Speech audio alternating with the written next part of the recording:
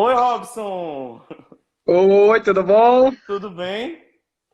Me escuta bem? Estou escutando direitinho. Todo mundo está me escutando também direitinho?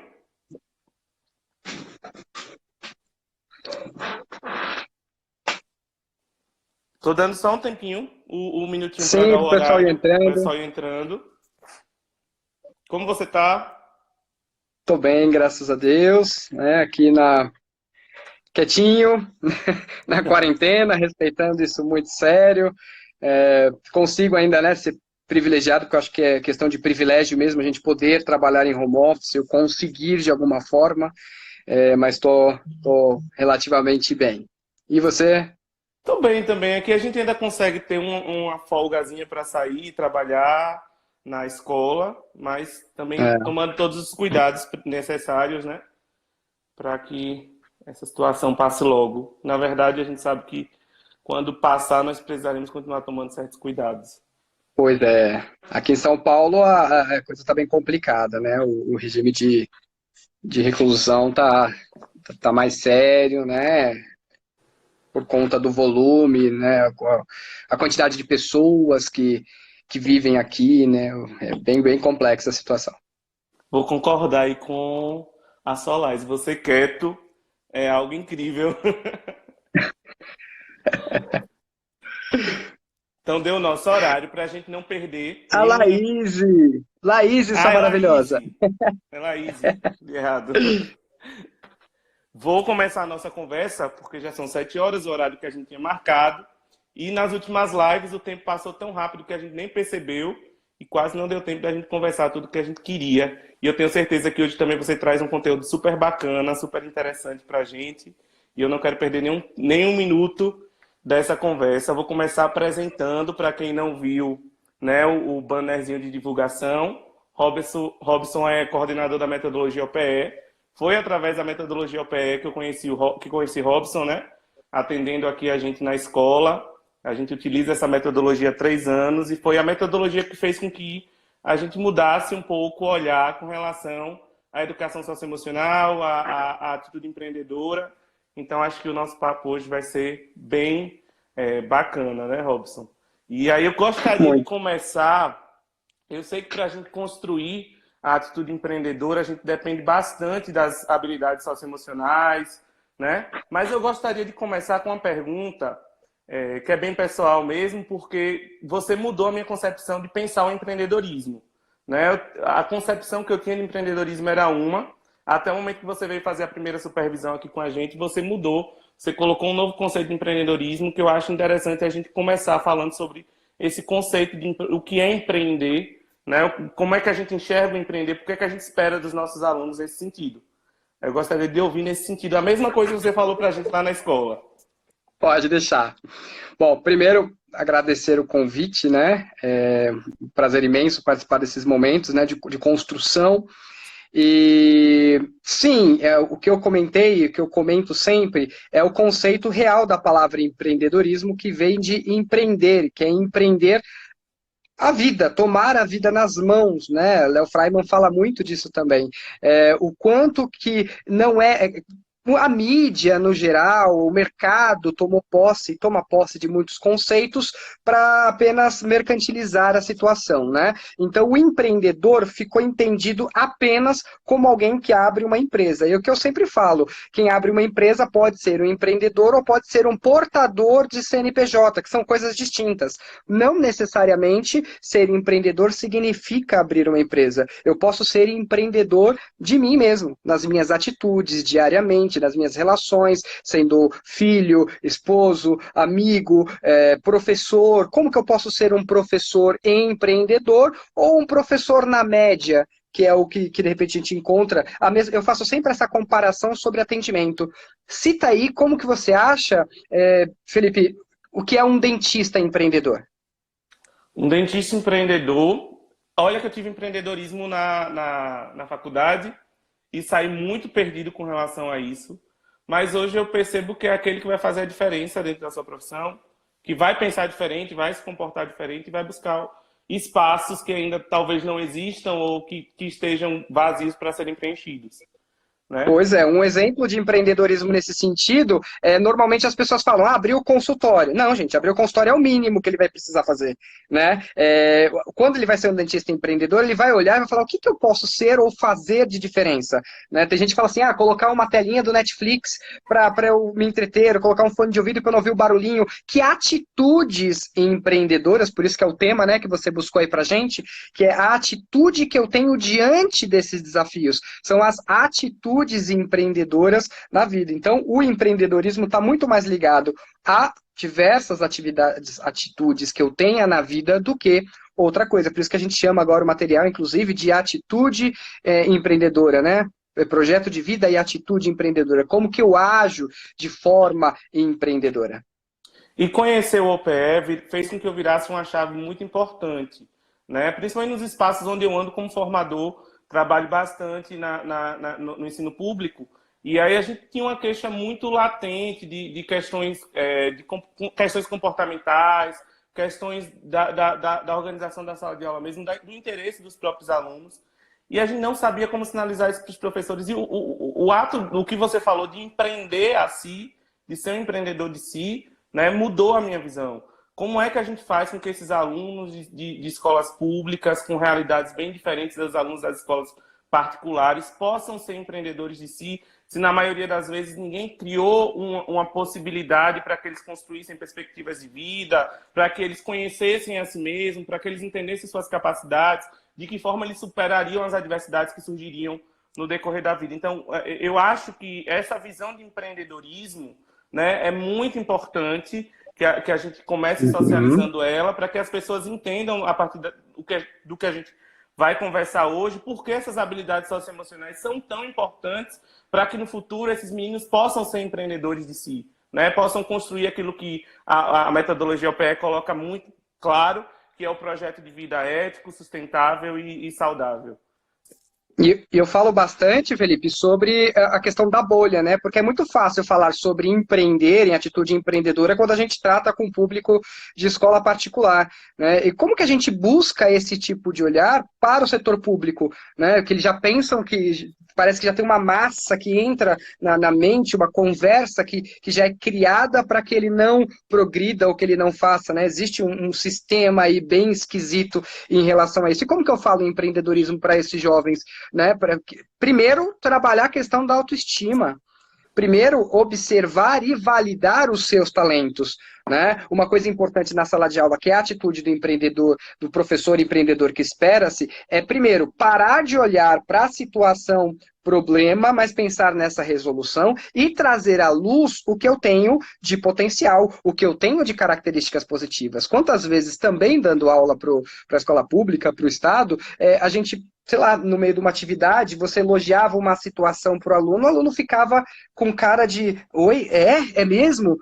E você fala, meu Deus, como assim? Eu dou a mesma aula na escola particular, você faz determinados elogios, apontamentos, parece que nada a ver, não fez a menor diferença, e o quanto esses elogios, essas pequenas coisas, que faz com que ele se perceba como alguém interessante, valoroso, íntegro, né, com muita possibilidade de vida, você muda, inclusive, as perspectivas e o projeto de vida que esse aluno, que esse jovem, que esse adolescente vem a ter.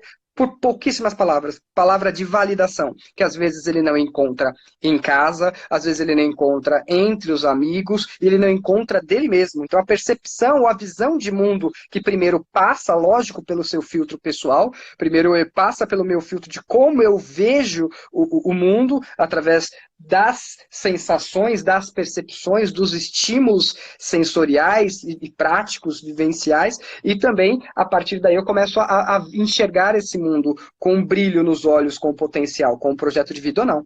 Né? Então, quando a gente fala de projetar a vida, é justamente enxergar processos ou possibilidades daí para frente. Isso passa, primeiramente, pelo seu filtro, pelo seu foco, pela sua humanidade, pelo ser humano, pelo indivíduo que você é.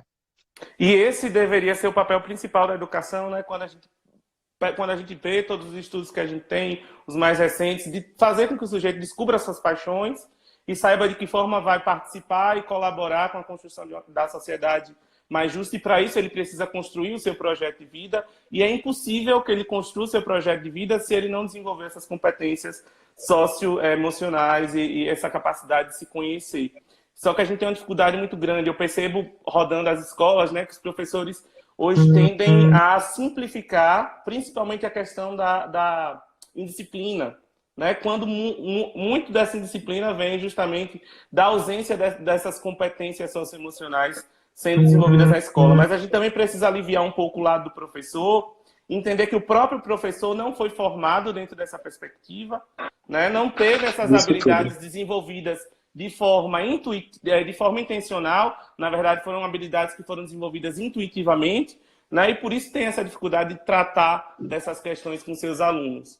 E uma coisa que eu percebi, conversando com outros educadores, né? Eu tive a sorte de fazer o meu trabalho de conclusão da pós-graduação com esse tema de educação socioemocional, e entendendo também outras metodologias que são utilizadas para isso, né? Todos os educadores falam a mesma coisa, que o fato de você utilizar uma metodologia, que o fato de você colocar isso de forma mais presente no seu projeto político-pedagógico, faz com que a gente entenda esse processo de forma mais científica e de forma mais intencional. Então muda o nosso olhar, porque se a gente parasse para pensar, o professor já fazia, de certa forma, alguma coisa de educação socioemocional, né? Só que de forma intuitiva, e por muitas vezes a gente sabe que a maioria dos professores do ensino fundamental dos anos iniciais, da educação infantil, são mulheres, são mães, acabavam levando essa pedagogia de mãe para dentro da sala de aula e construindo essas habilidades dentro dessa perspectiva, né? Então, acho que a importância dessas metodologias é justamente essa, trazer um olhar mais preciso para o trabalho que a gente vem realizando. Você tocou em assuntos que já mata praticamente o nosso tema todo, né? Que é, primeiro, não adianta jogar isso para o professor como se isso fosse responsabilidade dele. A academia não forma, né? Não existe. Então, quando a gente falou da BNCC, a BNCC chegou, jogou-se assim, vai lá, nós temos as 10 competências socioemocionais para trabalhar. Ponto, né? Ninguém não teve formação para isso, a academia não forma, algumas escolas tiveram o privilégio de contar com algumas metodologias ou com algumas pessoas que deram essa formação, isso não é geral, né? Você falou de projeto político-pedagógico, é super importante, porque tem muitas escolas que compram projeto político-pedagógico só para dizer que fez, que cumpriu tabela, isso não se faz, porque o projeto político-pedagógico, o PPP, ele é construído a partir de sondagens de diagnósticos, de contexto social, qual é o meu público, quem eu tenho, o que eu espero, né? Então tem muita coisa envolvida, e pensar sim o projeto político-pedagógico com a vertente socioemocional auxilia demais para que essa prática aconteça. Só que não adianta também eu colocar objetivos gerais, específicos, se eu não tiver ferramentas, espaços, possibilidades, incentivo, né? Porque muitas vezes o gestor fala que tem que ter socioemocional, mas eu não vejo o gestor sentar junto e aprender isso também. Eu não vejo muitas vezes o gestor ser o primeiro exemplo em momentos formativos. Eu não vejo muita gestão não ter um momento com cada professor individual. É muito importante ter espaço formativo. A formação continuada desse professor é importantíssima para que isso aconteça, né? Por isso que a gente briga muito de estar na escola agora à distância, né? Mas essa relação, esse papo é super importante para o desenvolvimento desse professor, para que ele não seja julgado por insucessos, por fracassos escolares, que não são responsabilidade apenas dele, né? E a gente também fala do contraponto disso, que é a família. A gente precisa formar a família também, porque senão a gente começa a construir uma série de questões socioemocionais, falar de valores humanos, de como você se percebe, e chega na família, a família vai lá e desconstrói tudo. A família vai lá e fala assim, besteira falar de você, não, o mercado não quer isso, né? A família ainda está muito atrasada e espera que a escola atual do século XXI reproduza valores que lhes são caros, ou seja, para essa família que estudou há 10, 20 anos atrás, alguns valores e algumas questões que já não são tão pertinentes nem à educação hoje, nem às demandas de mercado, né? Vamos falar ainda sobre a questão socioemocional. Muitas vezes o mercado ainda seleciona por QI, ou seja, por inteligência, mas demite por questão socioemocional. Ou seja, é um valor caro. Já tem algumas empresas já lidando com isso e já fazendo o processo seletivo de olho no socioemocional. Por isso que tem muita dinâmica, tem muita situação problema, como você lida com isso, tem uma série de análises ou de observações sobre o perfil desta ou daquela pessoa para aquela vaga, que é a questão da avaliação de desempenho, avaliação de competências, seleção por competências. E isso que você tocou agora é muito importante, né? Essa questão de entender que a gente só vai conseguir desenvolver essas competências. Foi algo que eu falei na chamadinha mais cedo para a nossa live, que essas competências elas são desenvolvidas dentro de um contexto completo. Não é só a escola. É o que a criança também vivencia e experiência, e o que ela tem de experiência dentro da sua casa, né? E as escolas Sim. precisam, os gestores escolares precisam dar condição, tanto para que o projeto ou a metodologia aconteça dentro da escola e também condição de alinhar essa conversa com os pais, de fazer com que os pais acreditem no que está sendo colocado, no que está sendo proposto e no que está sendo desenvolvido. Foi uma experiência que a gente vivenciou aqui na escola, né? No primeiro ano de OPE, nós tivemos uma dificuldade imensa para encaminhar o material da escola para pais. Para quem não conhece o OPE tem um o material tanto para o aluno quanto para as famílias, que orienta as famílias dentro daquilo que o projeto, que a metodologia se propõe. E a gente teve uma dificuldade dos pais aderirem a essa escola para pais, né? A gente construiu um projeto em cima do OPE, que foi o Líder em Família, para fazer a aplicação do Escola para Pais dentro da escola, né? Porque nós percebemos essa necessidade de alinhar essa conversa com os pais, né? E por isso que eu convidei que os pais também estivessem presentes nessa nossa conversa de hoje, para que eles entendam o quanto é importante, o quanto é caro desenvolver essas habilidades e essas competências. Pois é, e poucos gestores, Felipe, têm essa sua visão, né? Por isso que a hora que você me chamou, eu falei, aceito na hora, né? Porque a gente conversa bastante sobre essas coisas, a gente tem um alinhamento conceitual do que significa tudo isso, né? E o grande diferencial é quando o gestor compreende esse valor, né? Não usa o socioemocional ou a BNCC só pelo marketing, né? Porque é um perigo muito grande quando você tem uma normativa e isso vira marketing, isso não vira prática, aquela questão do discurso e a prática. Em você eu vejo de fato isso acontecendo, né? Inclusive eu levei o seu jornalzinho que você fez, né? Que é um periódico lá para a empresa falando, olha que legal, olha essa escola fez isso, aconteceu isso e tal. Esse tipo de mobilização, esse tipo de movimento é importante. E lembrando que projeto de vida, atitude empreendedora, o socioemocional, ele não é trabalhado em estanque como uma aula tradicional, com uma avaliação da aula dada, estudada hoje.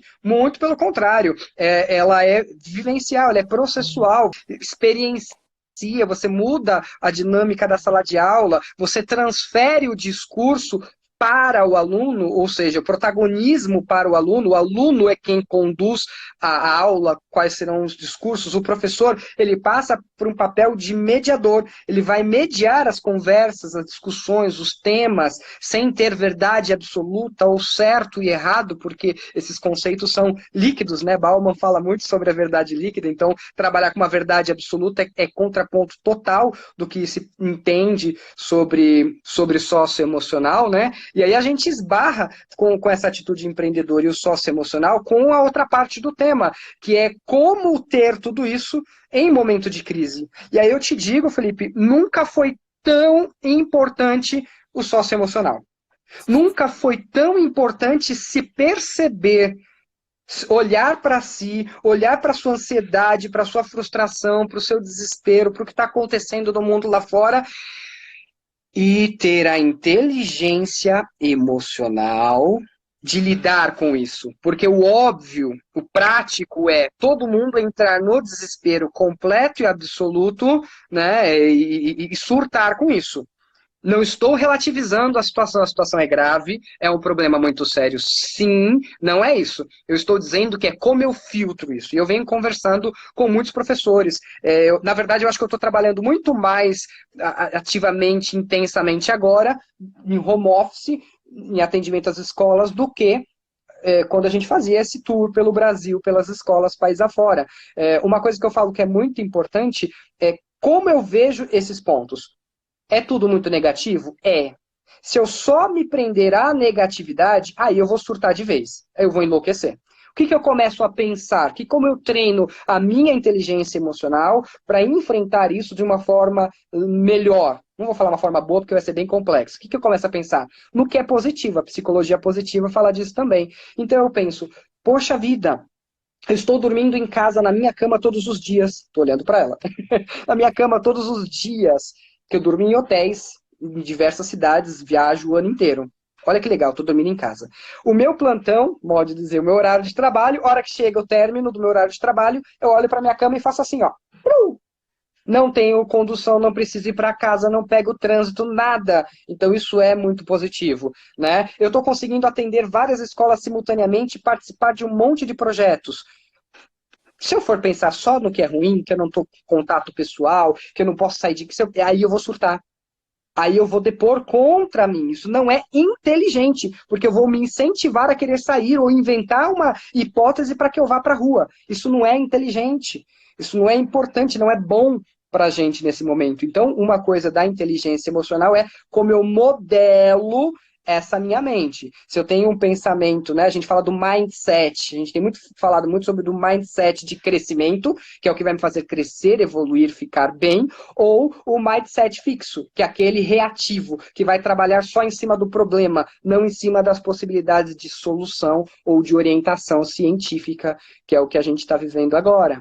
É justamente isso, porque existe uma confusão, né, entre o que é educação socioemocional, o que é autoajuda, por exemplo, e a autoajuda é propositiva, ela lhe dá caminhos estáticos, caminhos que não são padronizados para que você siga e alcance um tão almejado sucesso. Já a educação emocional, não. É justamente esse treinamento, essa capacidade de poder reagir a diferentes situações a partir da perspectiva do que você conhece de você mesmo, de como você entende os seus sentimentos, né? Então, existe uma diferença muito grande que faz com que a educação socioemocional tenha o seu valor e seja tão importante. Principalmente, como você falou, nesse momento. E aí a gente pensa, né? As nossas crianças, os nossos alunos estão aprendendo em casa, com a intervenção dos pais.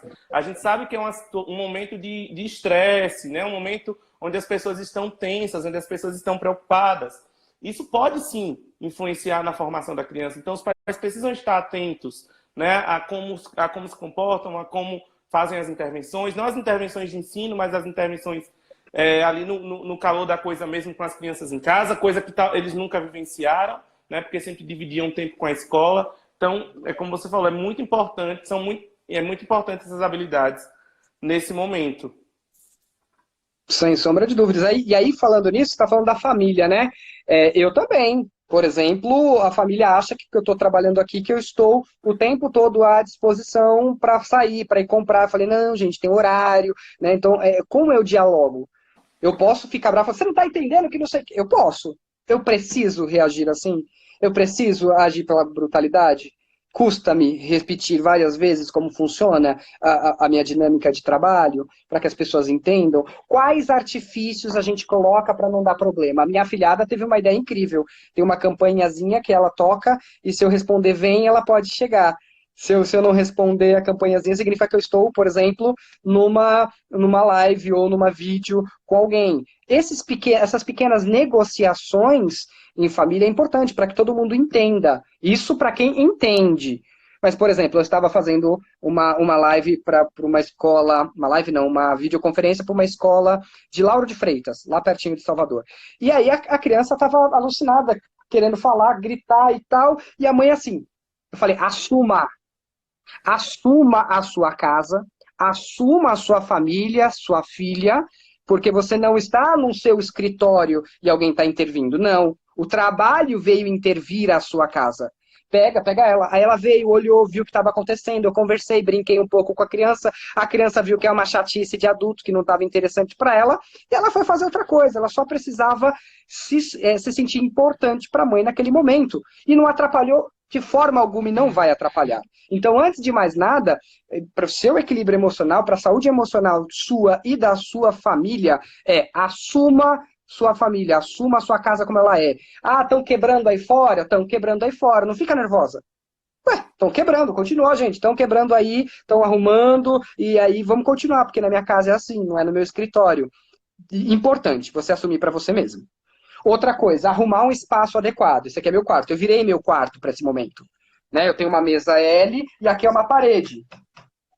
Aqui eu tenho todo o meu quarto. Às vezes minha avó passa, não sei o que passa lá na janela. Eu não vou deixar a situação de uma forma que de repente me distrai a atenção. Né? Que de repente me deixa. Ai, não sai daí. Não, a gente cria uma situação para enfrentar esse momento. Senão, a gente entra só na queixa. Só no, ai, que difícil, ai, tem que usar tecnologia. Todo mundo usa tecnologia o tempo todo. Não vou falar de quem não tem conexão, de quem não está conseguindo, não é isso. Eu estou falando aquela senhora que só usava o caderno. Aquela professora deve estar sofrendo muito. Agora, você que usa o iFood, você que usa o Netflix, você que usa o WhatsApp, você que usa tantos recursos digitais para o que é conveniente, não tem muita desculpa de não utilizar isso para, emergencialmente, esse momento que a gente vive. E não custa nada pedir ajuda. Eu falo em muitas lives que peça ajuda para o aluno. Às vezes tem aluno que manja muito mais de uma videoconferência.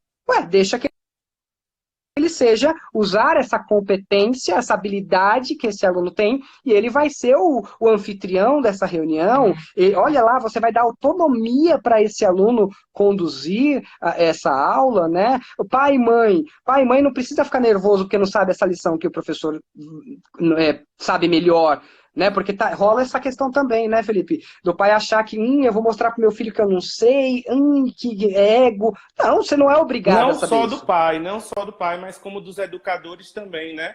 Eu estava falando numa das lives anteriores que como a cultura digital, por exemplo, foi colocada na BNCC como uma das competências, e os professores acreditam que eles precisam ter isso 100% desenvolvido para desenvolver com os alunos, e eu falo sempre para eles, não, essa é uma competência que talvez os alunos tenham e que eles vão ensinar para vocês como utilizar essas ferramentas e vocês vão dar valores morais, éticos, outros conhecimentos que eles não têm sobre esse universo e que eles precisam ter.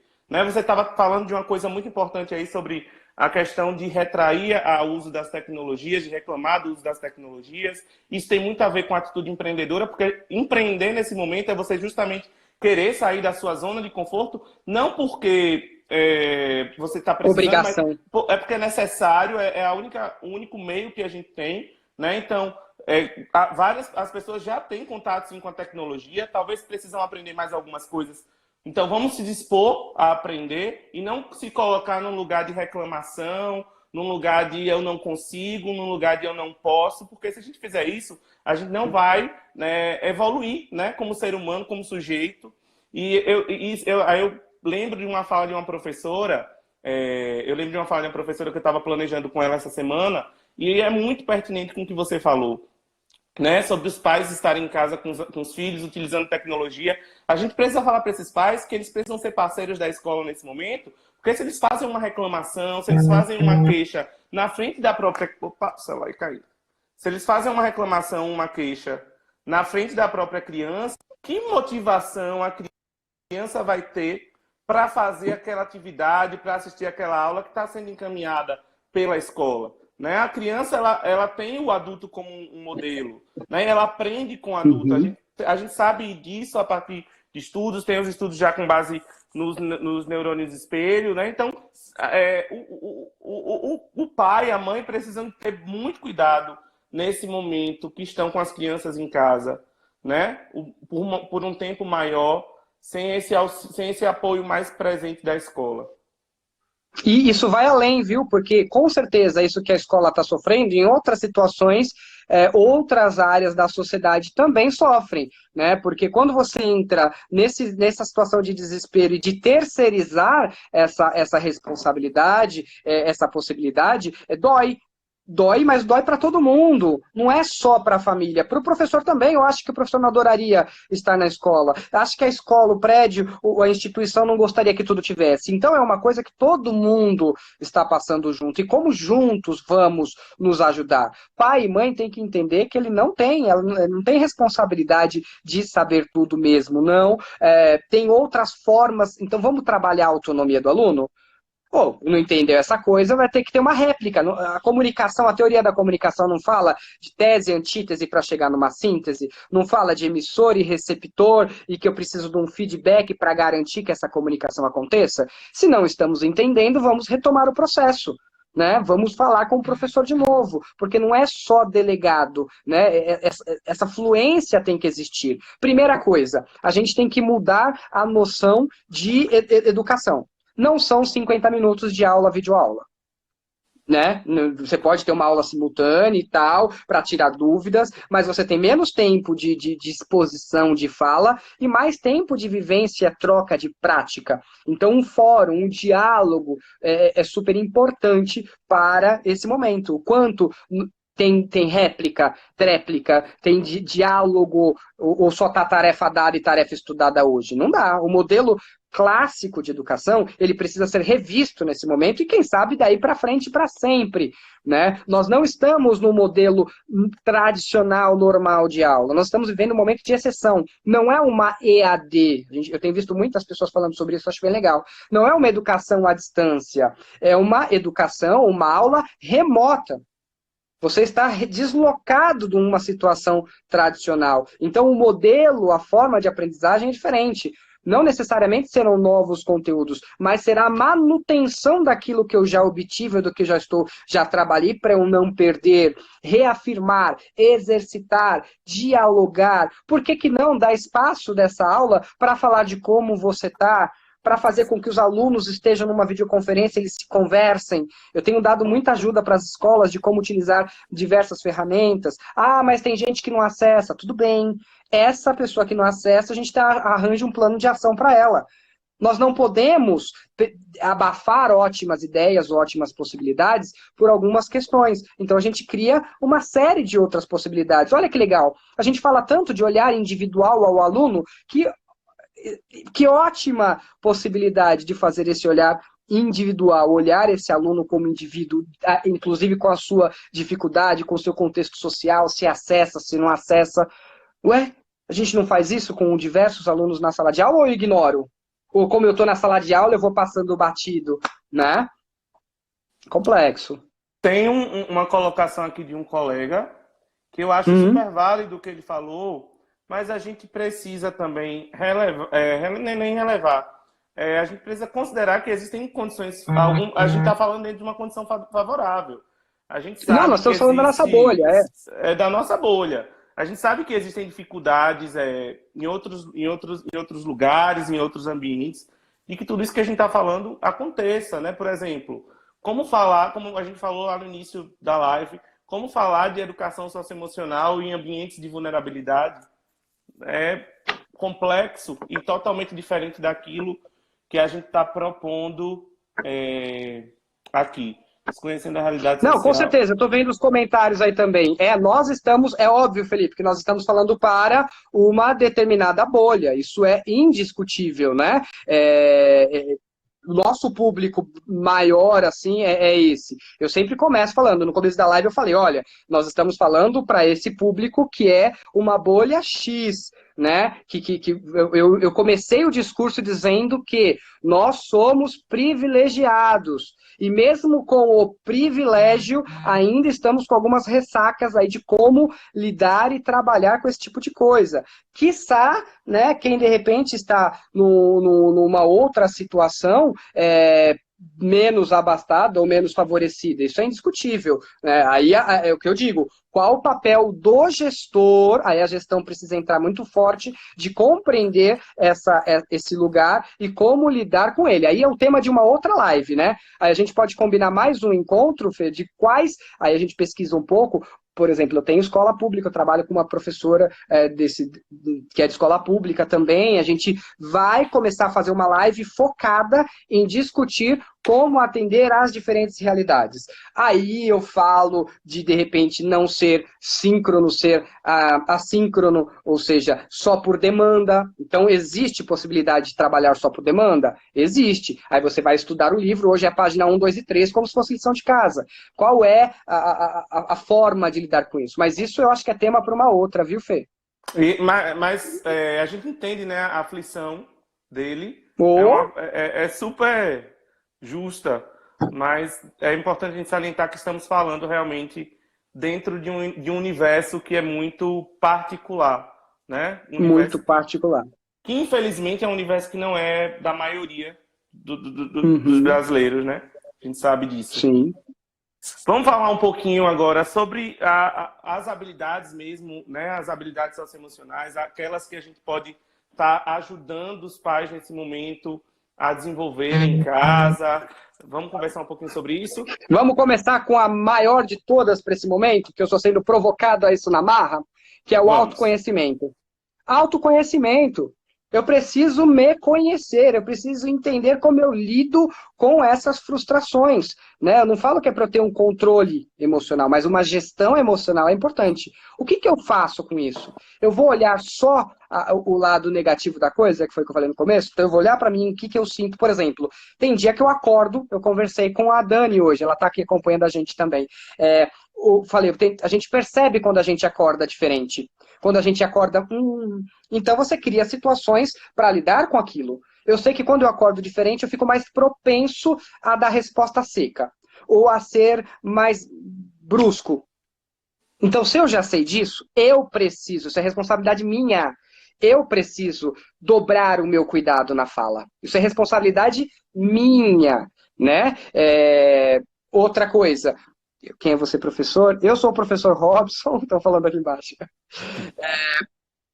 Bom, isso é responsabilidade minha. Eu preciso lidar com essa minha situação de como eu estou hoje. Eu preciso me perceber e trabalhar. Não é isso. Tem gente que fala assim, nem fala comigo que hoje eu não estou bem.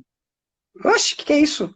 Que sócio emocional é esse? Não tem nada de sócio emocional. Tem algum transtorno aí muito sério, né, de narcisismo, que como eu não tô para ninguém. Isso é outra coisa. Então, quando eu falo de autoconhecimento, é se compreender e como lidar com essas questões que são humanas.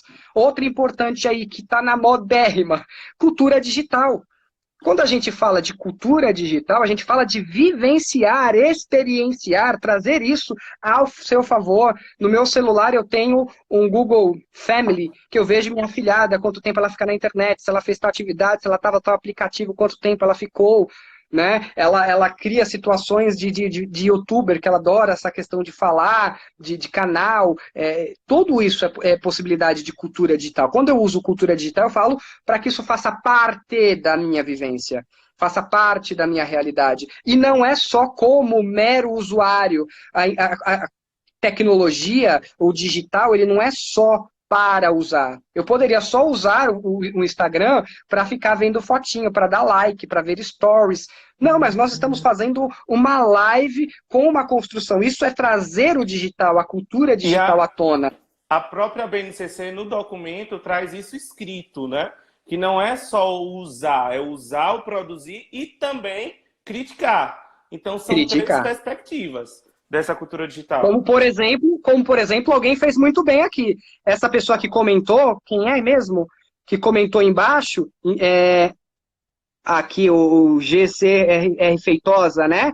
Ele fez isso, ou seja, ele criticou uma observação, ele propôs uma discussão, e o quanto eu estou disposto a ouvir o meu aluno? O quanto eu estou disposto a ouvir as colocações dele?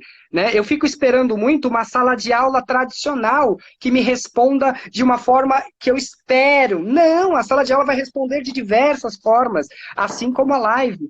Né? Então, essa exposição, eu acho que, na verdade, a dificuldade não está com a questão digital, Felipe. A dificuldade está com a exposição, ou mostrar-se que não é tão bom assim nisso. Está muito mais no lado de vaidade do que outra coisa. Então, eu me exponho mesmo, critica, a gente vai conversar, vai dialogar e vai chegar numa síntese. Então, é momento de se colocar em risco. Se nós não nos colocamos em risco até agora, e ó que nós somos convidados a digital, ao Logo Plus, ao Windows 98, há muito tempo, né? Não todas as realidades, mais uma vez, né? Mas a gente também ficou um pouco alheio, meio cômodo no analógico, né? E aí o digital bateu na marra. Então se coloca, vai em risco, erre mesmo, pratique, veja, peça ajuda para os alunos, peça ajuda para o filho, pesquisa junto, né? São soluções. São possíveis soluções. E quando a gente fala de inserir essa cultura digital, né, na proposta, a gente está falando muito das metodologias ativas. E aí, falando dessa dificuldade que você está citando, qual é a dificuldade com as metodologias ativas, né? Porque elas tiram o professor do lugar de controle, elas tiram o controle do professor e fazem com que o professor fique à mercê do imprevisto. E às vezes o professor não está capacitado para lidar com esse imprevisto. Lilian Bassic fala muito sobre isso, sobre o professor entender a mudança da sua postura, a mudança da sua posição naquela escala de produção e educação. Então, eu acho que são essas dificuldades que a gente tem que romper, que se experimentar, né, se permitir experimentar, para que a gente possa ir superando aos poucos. Pois é, não tem provocação maior para trabalhar a metodologia ativa do que isso. Quais são as metodologias ativas? Tema de outra live. Olha lá, já tem 2 temas para a gente fazer, hein? Tema de outra live. Como usar as metodologias ativas nesse momento. Tem um monte. Provocar, ver um vídeo antes da discussão. Pedir para que tragam tal coisa. Pedir para marcar no story tal situação para a gente discutir. Ou seja, eu preparo a aula antes. Não que, lógico, não estou falando de plano de aula. Eu estou falando de com a turma conceber e preparar a aula antes. Então eu já digo que para esse horário, para esse dia, nós precisamos que tenham isso, isso, isso e aquilo. E aí vem para a aula. E aí a aula acontece, sendo ao vivo, no YouTube, ou seja lá qual plataforma vai. Então acontece esse plano. Todo mundo vai trazer? Não. Principalmente no começo. Mas aí as pessoas precisam ir entendendo, se habituando a essa realidade, se acostumando com ela, até entenderem que tem que trazer, senão a aula não funciona. Ah, mas eles não vão querer. Se você ficar no não vai querer, não vai ter mesmo. Então começa resistindo. Eu sempre uso o exemplo que eu fui professor de arte. E arte é uma disciplina que as pessoas levam assim, ó. Que é a metodologia ativa, de qualquer jeito, né? E aí a gente conseguiu fazer uma sala de arte com mesas, um espaço lindo. Então todo mundo chegava, fazia mais bagunça e ninguém queria arrumar a sala para sair. E eu passei 6 meses repetindo 2 vezes por semana para cada turma que, olha, tem que arrumar para a próxima turma para você também pegar a sua sala assim. Pá. Chato, encheção de saco, todos os dias. Até que a turma entendeu o que precisa. Aí eu falava, 10 minutos para acabar a aula. Automaticamente eles já iam arrumando as coisas. Iam limpando a sala, colocando tudo no lugar. Ou seja, é cultura. Tudo isso é cultural, é hábito. Dói porque me tirou da zona de conforto. Dói porque mudou o que eu estava acostumado, habituado. Não estou entrando em juízo de valor, viu, Felipe? Se era melhor assim, se era melhor antes, se era melhor agora, se esse jeito. Não. Eu estou discutindo o aqui e o agora e o que eu faço com isso. Ah, não, mas olha, você, por exemplo, falou aí. Ah, mas você está falando de uma realidade privilegiada. Sim, temos uma série de realidades privilegiadas. Se eu não tenho uma realidade privilegiada, o que eu faço com isso? Por exemplo, eu tenho vários colégios. Tem colégio que usa o Zoom, aprendi o Zoom. Usa o Skype, aprendi o Skype. Usa o Meet, aprendi o Meet. Tem uma série de ferramentas e de possibilidades, né? A questão é, o que eu faço com isso? Não vem com papo de que tem um monte de desculpa. Eu também tenho. Todas as minhas escolas, a maioria das minhas escolas ficam no Nordeste. E o Nordeste nós sabemos que é do toque, que é do relacionamento, que é estar junto, que é olho no olho, que é pele. E eu estou buscando o máximo, estar presente sem estar presente. É o que eu tenho. Eu poderia falar assim, acabou. Não vou mais atender as escolas, não vou conseguir mais falar com as escolas, não vai dar porque o Nordeste não gosta de coisa digital. Eu poderia montar nessa desculpa, nessa hipótese, para não trabalhar, ou para não agir, para não fazer por onde, ou sei lá eu que termo usar, né? Eu nem quero ser muito rígido, muito duro nessa minha abordagem, mas é o que de repente a gente precisa. Eu poderia me colocar nesse lugar, mas como privilegiado que sou, com o recurso que eu tenho, né? Não vou abrir mão e não vou discutir isso não, né? Eu estou justamente pensando em ferramentas e situações para isso, como, por exemplo, a live. Está fora do meu expediente, eu estou fazendo isso voluntariamente, entende? O que nós estamos fazendo voluntariamente para conseguir superar ou tentar melhorar ou trabalhar da melhor forma possível? É isso. O Léo Freiman falou uma coisa muito legal, que é o que a vida espera da gente? O que a vida espera de você que está acompanhando aí a nossa live?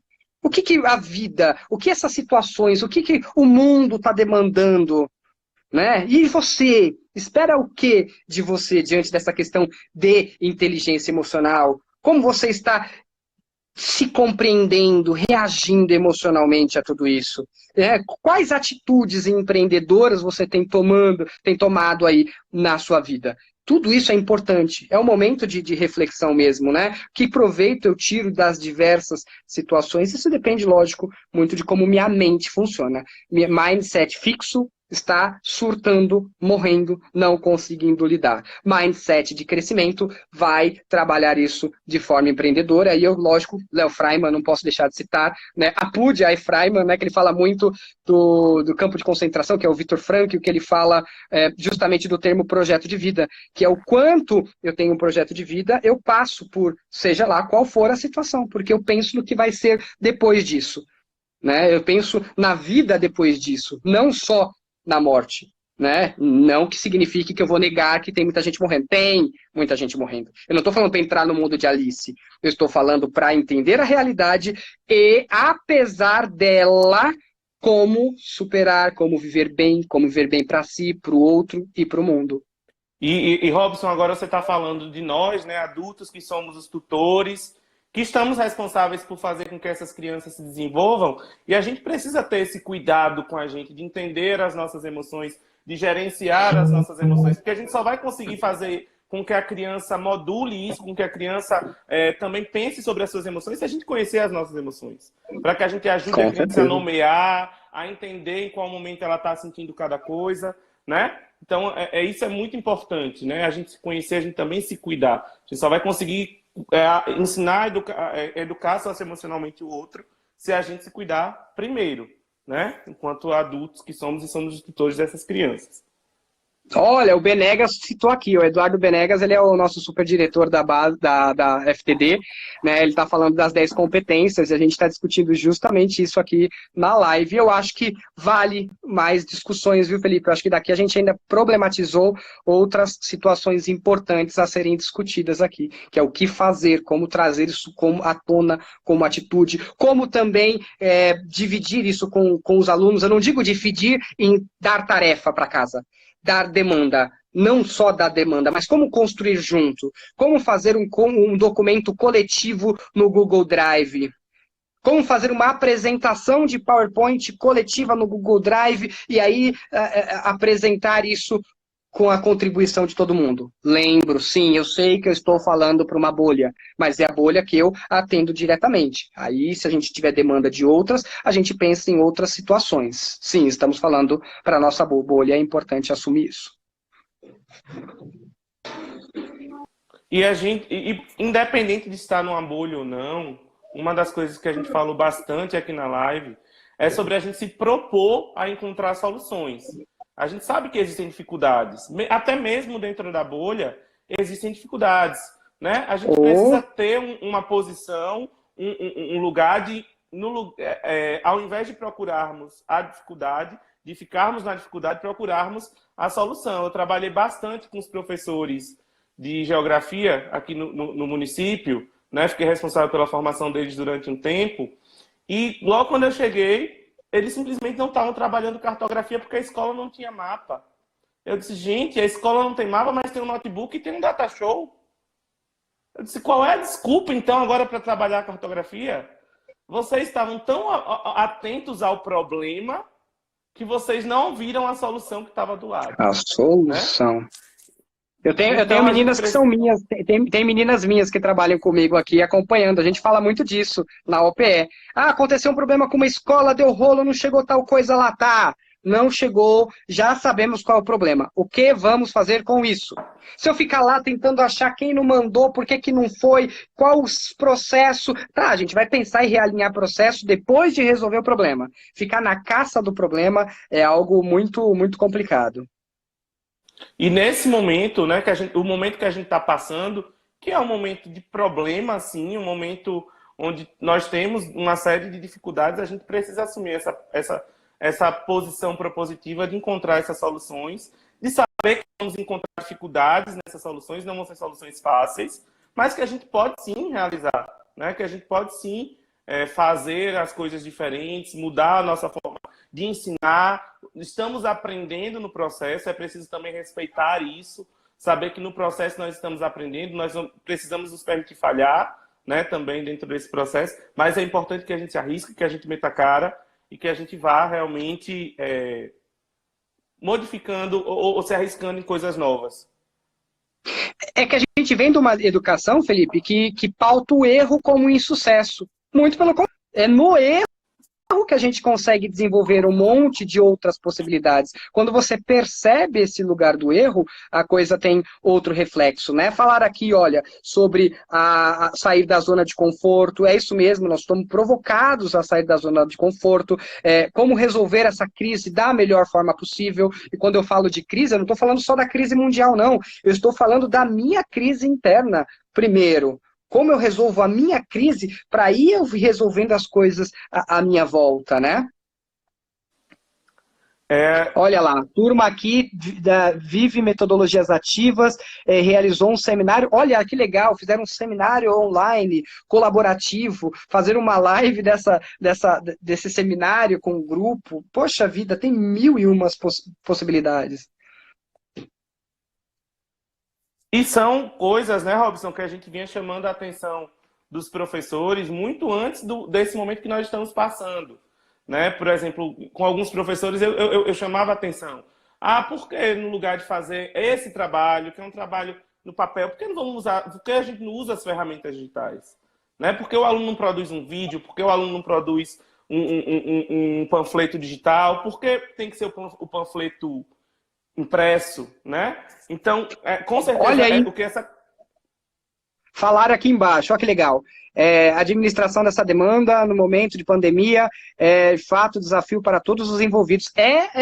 Todo mundo está envolvido nisso, né? Todo mundo é corresponsável. E aí, com essa fala dela, eu pensei, por que de repente a gente não faz um projeto sobre esse tipo de coisa? Né? Como, de fato, se todo mundo já sabe como se prevenir? Não. Ou sim? Vamos responder essa questão primeiro. Tá, eu já sei e não faço, por quê? Né? Que tipo de coisas? Como você pode ajudar na sua casa emocionalmente? Porque a gente fala de só máscara. É só a máscara que vai resolver? Só a quarentena que vai resolver? Não. Como você pode colaborar para o seu ambiente em casa ficar melhor, mais gostoso, para que a convivência seja mais interessante, gostosa durante esse período, né? Então, quando a gente faz o convite a participar, é importante, olha lá, falar de empatia. A empatia é fundamental, porque não é só você que está nervoso, não é só você que está cansado, não é só você que está desgostoso com essa situação. Todo mundo está. Como que eu faço para que esse ambiente seja melhor? Empatia é fundamental, é um exercício incrível para esse momento. De entender o outro e saber que estamos todos vivenciando a mesma coisa, né? As mesmas aflições, dividindo as mesmas aflições. Você estava falando aí sobre... Você estava trazendo a sugestão de construir um projeto onde os alunos aprendessem mais sobre as formas de prevenção dentro do contexto da própria pandemia que a gente está vivenciando. E para que o professor entenda que isso é importante e que através disso o aprendizado acontece, ele precisa mudar o paradigma que ele tem de aprendizado. Né? Ele precisa mudar a visão que ele tem, que o aprendizado só se dá através daqueles conteúdos pré-estabelecidos que estão postos, que são importantes. Opa, travou aí? Que são importantes, mas deu uma travadinha, agora voltou. São importantes, mas o aprendizado não se dá apenas através deles. Inclusive, o aprendizado de algumas habilidades socioemocionais precisam que a gente possibilite outros momentos e outras experiências para essas crianças e para esses alunos. De autonomia, principalmente. Isso, e que talvez esse momento que nós estamos vivendo, onde alguns conteúdos realmente são impossíveis da gente trabalhar à distância, são impossíveis da gente caminhar à distância, a gente pode estar valorizando outras coisas, outros aprendizados que às vezes a gente negligenciava na escola e que a gente pode possibilitar agora para o aluno. Né? Eu estava lendo um texto super interessante, que não sei se ela está aqui na live, é Thelma, é uma pedagoga que eu também admiro bastante. Ela compartilhou um texto sobre a experiência de um pai professor, que ele estava mas já estava tão estressado, porque ele era professor, tinha que dar suas aulas virtuais, e ao mesmo tempo tinha que tutoriar o filho no seu estudo à distância. E a criança não estava sendo tão responsiva àquilo que estava sendo encaminhado para a escola. Então ele decidiu utilizar a metodologia de projeto tal qual ela deve ser, como José Pacheco ensinou para a gente, né, como ela tem que acontecer realmente. E a criança, e aí ele começou a experienciar isso com a criança, e a criança disse que queria aprender sobre o martelo do Thor. A mãe, que era professora, disse: agora se vire com esse pepino, eu quero ver o que você vai ensinar, o que é que ele vai aprender a partir disso. Né? E aí o pai vai modulando, vai controlando todo o processo, controlando não, na verdade, ajudando a criança nesse processo, e no final ela constrói um aprendizado incrível. Então a gente precisa também se permitir a pensar nesse momento outras formas de aprender, outros aprendizados que também são necessários, né? E entender que só aquilo que a gente vinha fazendo não é o suficiente, que a gente tem outras coisas que a gente pode ensinar. Deixa eu dar uma lida aqui nesse comentário. Tia Solange, que é diretora do Colégio Interativo em Salvador, está dizendo aí: todos os envolvidos podem e devem fazer a sua parte. Nós temos realizado um lindo e progressivo, colaborando e sempre incentivando os nossos professores, porque precisam estar bem para que o trabalho fique melhor. Isso mesmo, né? A gente precisa entender, os nossos profissionais de saúde estão fazendo um lindo trabalho, mas a gente precisa lembrar que os educadores também estão se desdobrando e fazendo um trabalho incrível nesse momento, e que é um trabalho progressivo, sim, porque nós estamos aprendendo no processo, né?